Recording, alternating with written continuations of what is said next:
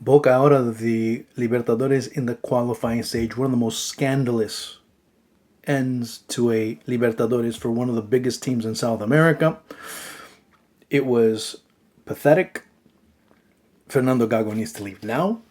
Now, I want to be very clear with what I'm saying here. Gago is to blame for all of this because first of all, he played players that weren't 100% healthy.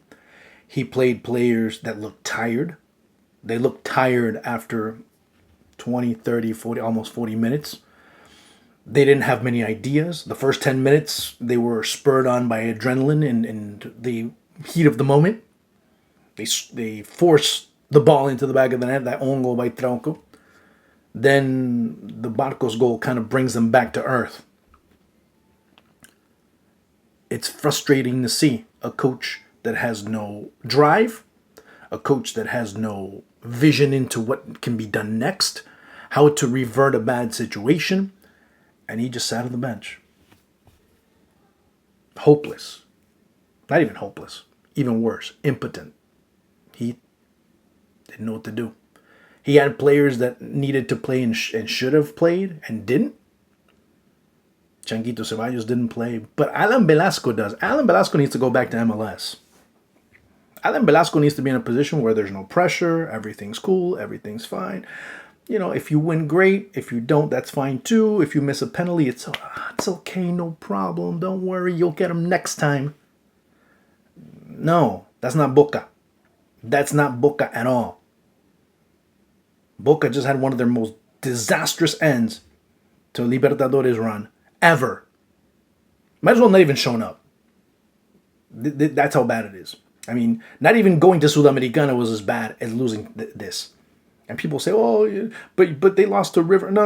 At least they got to a final and they fought and they died with their boots on in Madrid. However you want to look at it. I much prefer losing that way. I much prefer losing in Rio. Me. I don't know how fans are in terms of that. I much rather see them lose in a final than lose in the second round of qualifying. Second round of qualifying, not even the group stage. Yeah, okay, bad luck too. Cavani missing the way that he missed. Jimenez missing a goal that ends up hitting the crossbar. A lot of things that happen in that match. But goodness gracious, oh my God, this team just needs to be. The project needs to be blown up. Start anew. And I wouldn't even question if Juan Román Riquelme tonight says, that's it, we got to start over, I'm done. Let's have elections and let's do this all over again because this is disastrous in terms of what Boca's been able to do. It's an embarrassing moment for Boca as an institution. And they really have to start assessing themselves. I'm talking about Riquelme, the board, Gago. Gago should just leave. Gago should just resign. Thank you very much. I did my best. Fans will applaud him. He's a former Boca player that had a lot of titles as a player. But this didn't... Look, the project didn't even take off. You can't say it didn't work because it never started. You can't say the car had a good race if it never started, if it never got out of the blocks. This car never got out of the blocks. And it needs to be done. It needs to be scrapped, start all over now. I don't know what they're going to do because, yeah, they still have Club World Cup. But this was their priority. This was number one.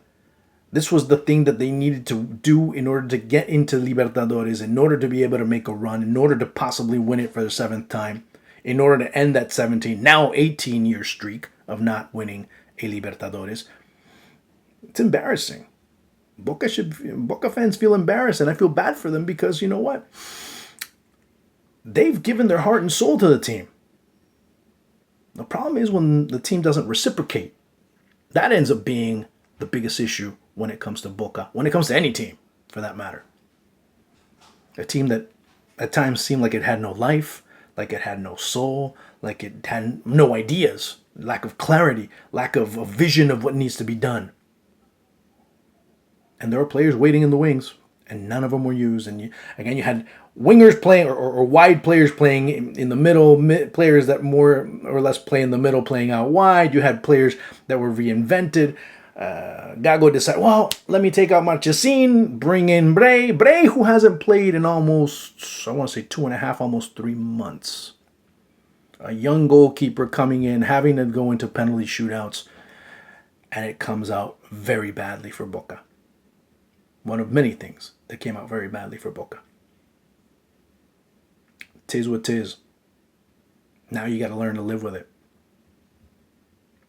It's going to be a very, very dull year. It's going to be a very, very trying year for Boca Juniors. It's going to be a very, very trying year for Boca Juniors, and seeing where they're going to find themselves. Because domestically, nothing matters now. Nothing matters. Club World Cup, maybe it'll be some type of solace if they win it. And only if they win it. Because right now, if you look at the group they're in, I doubt they even get out. So, yet another failure, another mishap that they could have in 2025.